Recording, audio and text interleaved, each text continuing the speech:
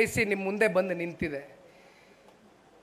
ಇಂಥ ಒಂದು ಸಂದರ್ಭದಲ್ಲಿ JP ಭವನದಲ್ಲೇ ನಮ್ಮ ಪಕ್ಷದ ದೇವಾಲಯದಲ್ಲೇ ದೇವಸ್ಥಾನದ ರೀತಿ ನಾವು ಇಲ್ಲಿನಿಂದನೇ ಇವತ್ತು ಆಚರಣೆಯನ್ನು ಮಾಡಬೇಕು 25 ವರ್ಷದ ಬೆಳ್ಳಿ ಮಹೋತ್ಸವವನ್ನು ಅಂತಕ್ಕಂಥ ನಿರ್ಣಯವನ್ನು ದೇವೇಗೌಡರು ಸಾಹೇಬರು ಕುಮಾರಣ್ಣ ಅವರು ಮಾಡಿದ್ರಣ್ಣ. ಒಂದು ನಾನು ಈ ಸಂದರ್ಭದಲ್ಲಿ ತಿಳಿಸ್ಬೇಕಾಗ್ತದೆ, ಬಹುಶಃ ನಿಮ್ಮೆಲ್ಲರಿಗೂ ಗೊತ್ತಿದೆ, ರಾಜ್ಯ ರಾಜಕಾರಣದ ಇತಿಹಾಸದಲ್ಲಿ ಅದರಲ್ಲೂ ಕರ್ನಾಟಕ ರಾಜ್ಯದಲ್ಲಿ 25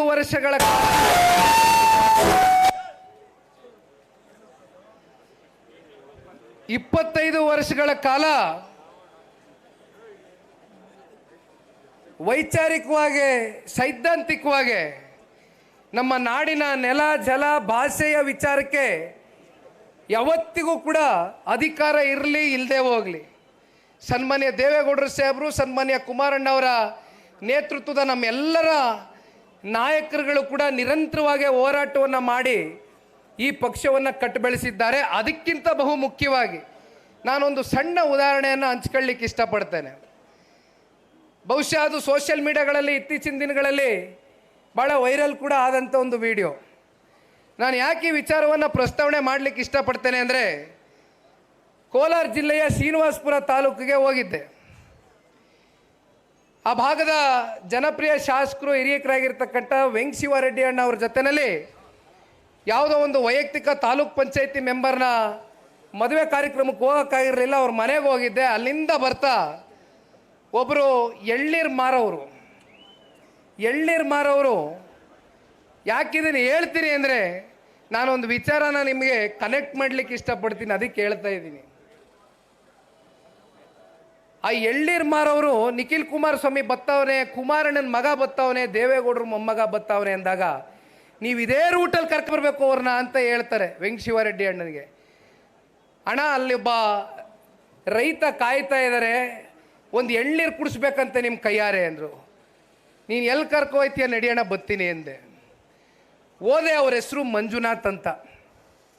ಅವರು ಯಾಕಿದನ್ನು ಹೇಳಲಿಕ್ಕೆ ಬಯಸ್ತೀನಿ ಅಂದರೆ, ಪಾಪ ನಮ್ಮ ರಾಜಕೀಯ ವಿರೋಧಿಗಳು ಯಾವಾಗಲೂ ಹೇಳ್ತಾರೆ,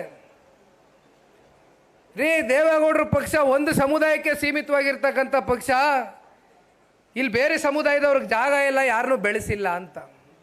ಇದನ್ನು ಮುಗಿಸಿದ ಮೇಲೆ ನಾನು ಹೇಳ್ತೀನಿ ಮಿಕ್ಕಂಥ ವಿಚಾರ. ಮಂಜುನಾಥ್ ಅನ್ನೋರು ಇಲ್ಲಿ JK ಅಣ್ಣ ಹೇಳ್ತವ್ರು ನೋಡಿ, ಅವರು ಕುರುಬ ಸಮುದಾಯಕ್ಕೆ ಸೇರಿರ್ತಕ್ಕಂಥ ವ್ಯಕ್ತಿ. ಅವರು ಒಂದೇ ಮಾತನ್ನು ಹೇಳಿದ್ರು, ನಾನು ಸಂಪೂರ್ಣಗೊಳಿಸ್ತೀನಣ್ಣ ಮಾತು. ನಾಡಿನಲ್ಲಿ ಮತ್ತೆ ಸನ್ಮಾನ್ಯ ಕುಮಾರಣ್ಣ ಅವ್ರನ್ನ ನಾವೆಲ್ಲ ರೈತಾಪಿ ವರ್ಗ ಇವತ್ತು ರೈತರುಗಳು ಉಳಿಬೇಕು, ರೈತರುಗಳಿಗೆ ಶ್ರೀರಕ್ಷೆ ಆಗಬೇಕು ಮುಂದಿನ ದಿನಗಳಲ್ಲಿ ಅಂತಕ್ಕಂಥದ್ದಾದರೆ ಅದಕ್ಕೆ ರೈತ ನಾಯಕರಾಗಿರ್ತಕ್ಕಂಥ ಸನ್ಮಾನ್ಯ ಕುಮಾರಣ್ಣ ಅವರು ಮುಖ್ಯಮಂತ್ರಿಗಳಾಗಬೇಕು ನಿಖಿಲ್ ಅವರೇ ಅಂತ ಮನಸ್ಪೂರ್ವಕವಾಗಿ ಆಶೀರ್ವಾದ ಮಾಡ್ತಾರೆ. ನನ್ನ ಜೇಬಲ್ಲಿ ಒಂದು ಸ್ವಲ್ಪ ದುಡ್ಡಿರ್ತದೆ, ತೆಗೆದು ಪ್ರೀತಿಯಿಂದ ಗೌರವಪೂರ್ವಕವಾಗಿ ಅವ್ರಿಗೆ ದುಡ್ಡನ್ನು ಕೊಡಕ್ಕೆ ಹೋದರೆ ಗೊತ್ತಿಲ್ಲ ಅವರು ಎಷ್ಟು ದಿನದಿಂದ ಸಂಪಾದನೆ ಮಾಡಿದರು ದುಡ್ಡ ಅಂತ. ಕಟ್ಟೆ ತೆಗೆದುಬಿಟ್ರು, ತಗೋ ಇದು ನೀನು ಇಟ್ಕ, ಪಕ್ಷದ ದೇಣಿಗೆ ನಿನಗೆ ಕೊಡ್ತೀನಿ, ನಮ್ಮ ಕುಮಾರಣ್ಣ ಮುಖ್ಯಮಂತ್ರಿ ಆಗಬೇಕು ಅಂತ.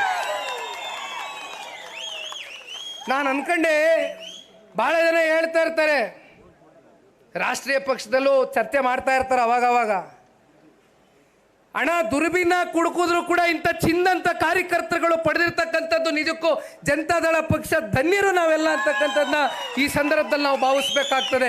ಇದು ಒಂದು ಉದಾಹರಣೆ ಹೇಳ್ತಾ ಇರೋದು. ಇವತ್ತು ಎಷ್ಟು ಜನಕ್ಕೆ ಪಾಪ ನೀವು ವೈಯಕ್ತಿಕವಾಗಿ ಬರಲಿಕ್ಕಾಗಿದೆಯೋ ನಿಮ್ಮ ಗಾಡಿಗಳಲ್ಲಿ ಬಂದಿದ್ದೀರಿ, ಆದರೆ ಎಷ್ಟೋ ಜನ ಇವತ್ತು ಸಾಮಾಜಿಕ ಜಾಲತಾಣಗಳಲ್ಲಿ, ಮಾಧ್ಯಮಗಳಲ್ಲಿ, ಪತ್ರಿಕಾ ಮಾಧ್ಯಮದಲ್ಲಿ, ದೃಶ್ಯ ಮಾಧ್ಯಮದಲ್ಲಿ ಇದನ್ನು ನೋಡಿ ಕಣ್ಣು ತುಂಬ ಆನಂದ ಪಟ್ಕೊಳ್ತಕ್ಕಂಥ ಸಂಖ್ಯೆ, ಅಪಾರ ಸಂಖ್ಯೆ ದೇವೇಗೌಡರು ಸಾಹೇಬರು ಕುಮಾರಣ್ಣ ಅವರು ಇವತ್ತೇನಾದ್ರು ರಾಜ್ಯದಲ್ಲಿ ಸಂಪಾದನೆ ಮಾಡಿರ್ತಕ್ಕಂಥದ್ದು ದುಡ್ಡಲ್ಲ, ಜನರ ಪ್ರೀತಿ ವಿಶ್ವಾಸವನ್ನು ಅಂತಕ್ಕಂಥದ್ದನ್ನ ಈ ಸಂದರ್ಭದಲ್ಲಿ ನಾನು ತಿಳಿಸ್ಬೇಕಾಗ್ತದಣ್ಣ. ಬಹುಶಃ ಇದು ನನಗೆ ಯಾವಾಗ ಇತ್ತೀಚೆಗೆ ನಾನು ಹೇಳಬೇಕು, ಅದಕ್ಕೂ ಆಮೇಲೆ ಬಂದ್ಬಿಡ್ತೀನಿ, ಇನ್ನು ಮುಗಿಸ್ಬಿಡ್ತೀನಿ ವಿಚಾರ. ಈಗೇನು ಪಾಪ ಕೆಲವೊಂದಷ್ಟು ರಾಜಕೀಯ ಪಕ್ಷಗಳು ಹೇಳ್ತಾರೆ, ಮೊನ್ನೇನು ಮೈಸೂರಿನಲ್ಲಿ ರಾಜ್ಯದ ಗೌರವಾನ್ವಿತ ಮುಖ್ಯಮಂತ್ರಿಗಳು ಮಾತಾಡಬೇಕಾದ್ರೆ ನಾವೆಲ್ಲರೂ ಕೂಡ ನೋಡ್ತಾ ಇದ್ವು, ಆ ಮಾತನ್ನು ಕೇಳಿದ್ವು. ಸನ್ಮಾನ್ಯ ಸಿದ್ದರಾಮಣ್ಣ ಅವರು ಅನುಭವಿಗಳಿದ್ದಾರೆ, ಹಿರಿಯಕರಿದ್ದಾರೆ, ಅವರ ಹಿರಿತನಕ್ಕೆ ನಾವೆಲ್ಲರೂ ಕೂಡ ಗೌರವಿಸ್ತೀವಿ. ಆದರೆ ಒಬ್ಬ ಮನುಷ್ಯ ತಾನು ನಡೆದು ಬಂದಂಥ ದಾರಿಯನ್ನು ಮರೆತರೆ ಬಹುಶಃ ಅದು ಅವರು ಮಾಡ್ಕೊಳ್ತಾ ಇರ್ತಕ್ಕಂಥ ಅನ್ಯಾಯ. ಒಂದು ಮಾತನ್ನ ಹೇಳ್ತಾರೆ, ನಾನು ಜನತಾದಳ ಪಕ್ಷದಲ್ಲಿ ಇದ್ದಿದ್ರೆ ಮುಖ್ಯಮಂತ್ರಿ ಸ್ಥಾನವನ್ನು ನಾನು ನೋಡ್ಲಿಕ್ಕೆ ಆಗ್ತಾ ಇರಲಿಲ್ಲ ಅಂತ. ಆದರೆ ಮಾನ್ಯ ಮುಖ್ಯಮಂತ್ರಿಗಳು ಮರ್ತಿದ್ದಾರೋ ಅಥವಾ ನಾವು ಜ್ಞಾಪಿಸ್ಬೇಕೋ ಅವರಿಗೆ, ಅದು ಯಾಕಿಂತ ಪರಿಸ್ಥಿತಿಗೆ ನಮ್ಮನ್ನು ದೂಡ್ತಾರೆ ನಮ್ಗೆ ಅರ್ಥ ಆಗೋದಿಲ್ಲ. ಬಹುಶಃ ಸನ್ಮಾನ್ಯ ದೇವೇಗೌಡರು ಸಾಹೇಬರಿಗೆ ನಾವು ತಿಳ್ಕೊಂಡಿರೋದು ನಾವೆಲ್ಲ ಚಿಕ್ಕ ಹುಡುಗರುಗಳು, ನಮಗೆ ಗೊತ್ತಿಲ್ಲ, ನಾವು ಕಣ್ಣಾರೆ ನೋಡಕ್ಕೆ ಸಿಕ್ಕಿಲ್ಲ, ನಮ್ಗೆ ಆ ಭಾಗ್ಯ ಇಲ್ಲ. ಭಾಳ ಜನ ನನಗೆ ಹೇಳ್ತಾರೆ, ಸನ್ಮಾನ್ಯ ದೇವೇಗೌಡರು ಸಾಹೇಬರು ಅವ್ರನ್ನ ಅತ್ಯಂತ ಪ್ರೀತಿಯಿಂದ ಕಾಣ್ತಾ ಇದ್ರು. ಅವತ್ತು ಜನತಾ ಪರಿವಾರದಲ್ಲಿ ಬಹಳ ದೊಡ್ಡ ಅಗ್ರಮಾನ್ಯ ನಾಯಕರುಗಳಿದ್ರು. ಅವ್ರು ಎಲ್ಲರನ್ನ ಹೊರತುಪಡಿಸಿ ಇವ್ರ ಕೈಲಿ ಹಣಕಾಸು ಸಚಿವರು ಬಡ್ಜೆಟನ್ನು ಮಂಡನೆ ಮಾಡಬೇಕು ಅಂತಕ್ಕಂಥ ತೀರ್ಮಾನವನ್ನು ಅವ್ರು ಎಲ್ಲರಿಗೂ ಕೂಡ ಮಾತನಾಡ್ತಾರೆ. ಒಂದು ಅವಕಾಶ ಮಾಡಿ ಇವ್ರ ಕೈಲಿ ಬಡ್ಜೆಟನ್ನು ಮಂಡನೆ ಮಾಡಿಸ್ಬೇಕು ಅಂತ. ಇದು ಸನ್ಮಾನ್ಯ ದೇವೇಗೌಡರು ಮಾಡಿದ್ದು, ಇದು ಈ ಪಕ್ಷ ಮಾಡಿದ್ದು. ಅವ್ರನ್ನ ಉಪಮುಖ್ಯಮಂತ್ರಿ ಸ್ಥಾನದವರೆಗೂ ಕರ್ಕೊಂಡೋಗಿ ಕೂರಿಸಿದ್ದು ಇದೇ ಸನ್ಮಾನ್ಯ ದೇವೇಗೌಡರು ಸಾಹೇಬರು. ಅವರು ಮರ್ತಂತ ಇದೇ ಜನತಾದಳ ಪಕ್ಷವೇ.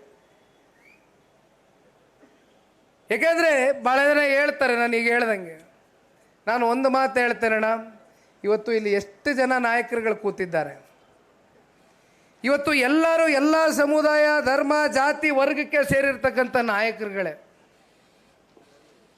ಬಹುಶಃ ಸಾಮಾಜಿಕ ನ್ಯಾಯ, ಸಾಮಾಜಿಕ ಬದ್ಧತೆ, ಎಲ್ಲರನ್ನೂ ಸಮಾನತೆಯ ದೃಷ್ಟಿಯಿಂದ ಬೆಳೆಸ್ತಕ್ಕಂಥ ಒಂದು ಗುಣ ಕರ್ನಾಟಕ ರಾಜ್ಯದಲ್ಲಿ ಯಾರಿಗಾರು ಇದ್ದರೆ, ಹಿಂದಿನಿಂದ ಅದನ್ನು ಚಾಚು ತಪ್ತಿರ ಪಾಲಿಸ್ಕೊಂಬಂದಿದ್ರೆ ಆ ಕೀರ್ತಿ ಸನ್ಮಾನ್ಯ ದೇವೇಗೌಡರು ಸಾಹೇಬ್ರಿಗೆ ಹೋಗ್ಬೇಕು.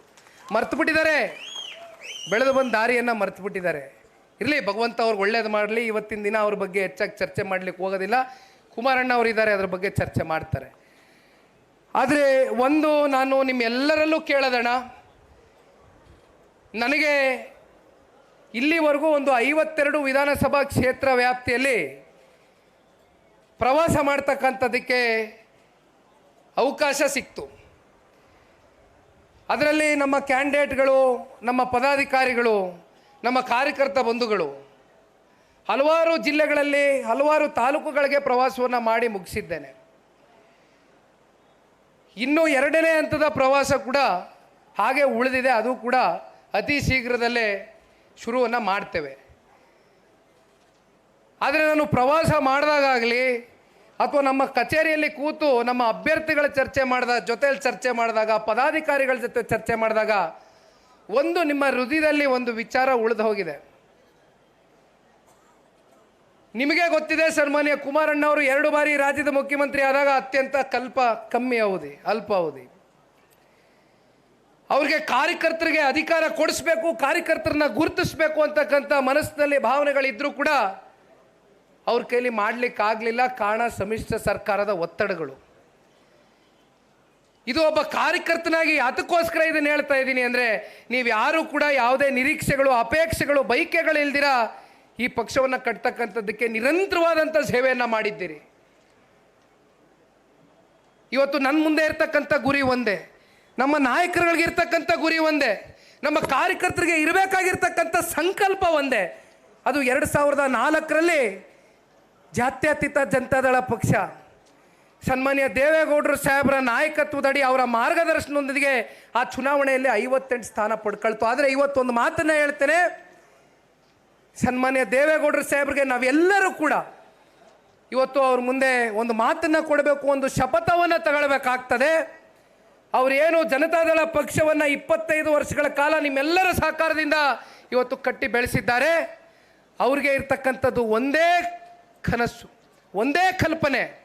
ಅದು ನಮ್ಮ ಸ್ವಾರ್ಥಕ್ಕೋಸ್ಕರ ಅಲ್ಲ, ನಾಡಿನ, ರಾಜ್ಯದ ಹಿತಾಸಕ್ತಿಯ ದೃಷ್ಟಿಯಿಂದ, ರಾಜ್ಯದ ಸರ್ವಾತೋಮುಖ ಅಭಿವೃದ್ಧಿಯ ದೃಷ್ಟಿಯಿಂದ ಜನತಾದಳ ಪಕ್ಷವನ್ನು ಸ್ವತಂತ್ರವಾಗಿ ಒಮ್ಮೆ ಅವರ ಕಣ್ಣು ಮುಂದೆ ಸರ್ಕಾರವನ್ನು ರಚನೆ ಮಾಡಿ ನಮ್ಮ ಸನ್ಮಾನ್ಯ ಕುಮಾರಣ್ಣ ಅವ್ರನ್ನ ನೀವೆಲ್ಲ ನಮ್ಮ ಶಾಸಕ ಮಿತ್ರರನ್ನೆಲ್ಲರನ್ನೂ ಕೂಡ ವಿಧಾನಸಭೆಗೆ ಸನ್ಮಾನ್ಯ ಕುಮಾರಣ್ಣ ಅವರಿಗೆ ಉಡುಗೊರೆಯಾಗಿ ಕೊಟ್ಟು ಅವರಿಗೆ ಒಂದು ಶಕ್ತಿಯಾಗಿ ಒಂದು ಗಟ್ಟಿಯಾಗಿ ಮುಂದಿನ ದಿನಗಳಲ್ಲಿ ಸನ್ಮಾನ್ಯ ಕುಮಾರಣ್ಣ ಅವರು ಈ ರಾಜ್ಯದ ಮುಖ್ಯಮಂತ್ರಿ ಸ್ಥಾನವನ್ನು ಅಲಂಕರಿಸ್ತಕ್ಕಂಥದಕ್ಕೆ ನಾವು ನೀವೆಲ್ಲರೂ ಹೋರಾಟವನ್ನು ಮಾಡ್ಬೋದಾ?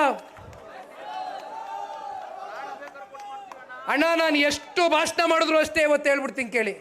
ನಾನು ಮುಂಚೆ ಮೈಕ್ ಹಿಡಿದ್ರೆ ಭಾಷಣ ಮಾಡಕ್ಕೆ ಬರ್ತಾ ಇರಲಿಲ್ಲ.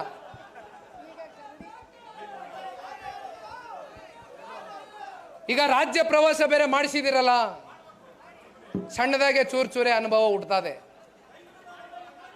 ಹಾಗಾಗಿ ಅಣ್ಣ, ನಿಮ್ಗೆಲ್ರಿಗೂ ಕೈ ಜೋಡಿಸಿ ಮನವಿ ಮಾಡ್ತೇನೆ ಅಣ್ಣ, ನಾವು ಒಂದು ದಿನ ವೇದಿಕೆ ಮೇಲೆ ನಿಂತು ಭಾಷಣ ಮಾಡಿ ಮಾತಾಡಿ ಹೋಗೋದ್ರಿಂದ ನಿಜಕ್ಕೂ ಕೂಡ ಸಂಘಟನೆ ಆಗೋದಿಲ್ಲ. ನಾನು ಮಿಸ್ಡ್ ಕಾಲ್ ಮೆಂಬರ್ಶಿಪ್ ಕ್ಯಾಂಪೇನ್ ಶುರು ಮಾಡಿದೆ. ನಾನು ಇಲ್ಲೇ ಸನ್ಮಾನ್ಯ ಕುಮಾರಣ್ಣವರು ಮತ್ತು ನಮ್ಮ ಎಲ್ಲ ಶಾಸಕ ಮಿತ್ರರು ಅದನ್ನು ಇಲ್ಲಿಂದನೇ ಲಾಂಚ್ ಮಾಡಿದರು.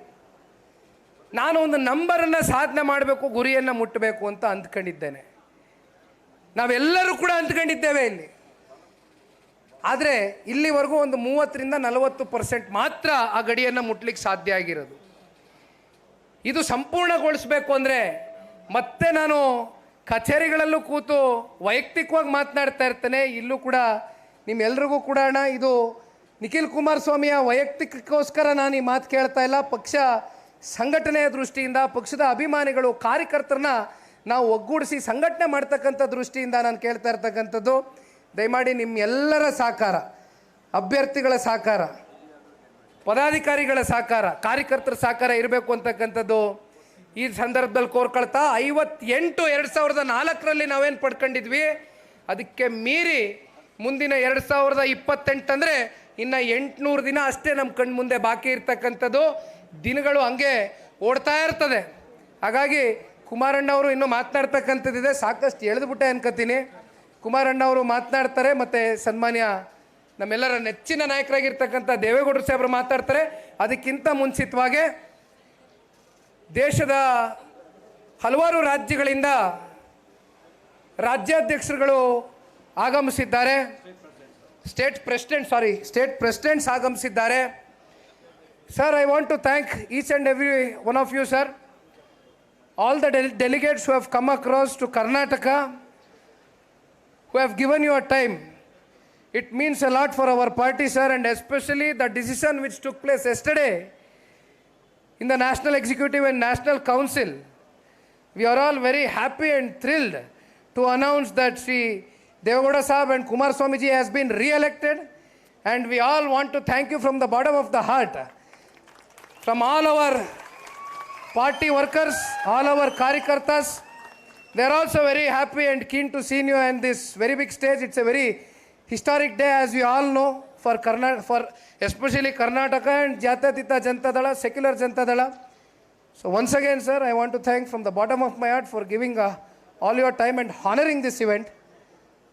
ಆಮೇಲೆ ಕೊನೆಯದಾಗಿ ನನ್ನ ಪ್ರೀತಿಯ ಆತ್ಮೀಯ ಮಾಧ್ಯಮದ ಮಿತ್ರರು, ಇವತ್ತು ನಿಮ್ಮ ಈ ಒಂದು ಕವರೇಜ್ನ ಏನು ಕೊಡ್ತಾ ಇದ್ದೀರಿ, ರಾಜ್ಯದ ಜನತೆಗೆ ನಿಮ್ಮ ಮಾಧ್ಯಮದ ಮೂಲಕ ನೀವು ಈ ಸುದ್ದಿಯನ್ನು ಏನು ಬಿತ್ತರಿಸ್ತಾ ಇದ್ದೀರಿ, ಮಾಧ್ಯಮದ ಮಾಲೀಕರಿಂದ ಹಿಡಿದು ವರದಿಗಾರರಿಂದ ಹಿಡಿದು ಕ್ಯಾಮ್ರಾ ಹಿಂದೆ ನಿಂತಿರ್ತಕ್ಕಂಥ ಸೆರೆ ಮಾಡ್ತಾ ಇರ್ತಕ್ಕಂಥ ಹಾಲ್ ನಮ್ಮ ಕ್ಯಾಮ್ರಾ ಡಿಪಾರ್ಟ್ಮೆಂಟ್ನ ಕ್ಯಾಮ್ರಾಮ್ಯಾನ್ಸ್ಗೆ ಎಲ್ರಿಗೂ ಕೂಡ ತುಂಬ ಹೃದಯದ ಧನ್ಯವಾದಗಳು, ಅಭಿನಂದನೆಗಳು. ಬಹುಶಃ ಇನ್ನು ಮುಂದಿನ ಮಾತು ನಾವು ನೀವು ಇವತ್ತೆಲ್ಲರೂ ಕಾದು ಕುಳಿತಿರ್ತಕ್ಕಂಥದ್ದು, ಬಹುಶಃ ಒಂದು ಕಡೆ ಸನ್ಮಾನ್ಯ ಕುಮಾರಣ್ಣವರು, ಇನ್ನೊಂದು ಕಡೆ ಸನ್ಮಾನ್ಯ ದೇವೇಗೌಡರು ಸಾಹೇಬರು ಅವರ ನುಡಿಮುತ್ತಿನ ಮಾತುಗಳಿಗೋಸ್ಕರ ನಾವೆಲ್ಲರೂ ಕಾದು ಕುಳಿತಿದ್ದೇವೆ. ಆಮೇಲೆ ಮೇಡಮ್ ಅವರು ಭಾಳ ಚೆನ್ನಾಗಿ ಯಾವಾಗಲೂ JDSಗೆ ನಿರಂತರವಾಗಿ ಆ್ಯಂಕರ್ ಮಾಡ್ತಾರೆ. ನಿಮಗೂ ಧನ್ಯವಾದ ಮೇಡಮ್. ನನ್ನ ಮಾತಿಗೆ ವಿರಾಮ ಕೊಡ್ತೇನೆ ಅಣ್ಣ. ಧನ್ಯವಾದ. ಜೈ ಹಿಂದ್, ಜೈ ಕರ್ನಾಟಕ ಮಾತೆ, ಜೈ JDS.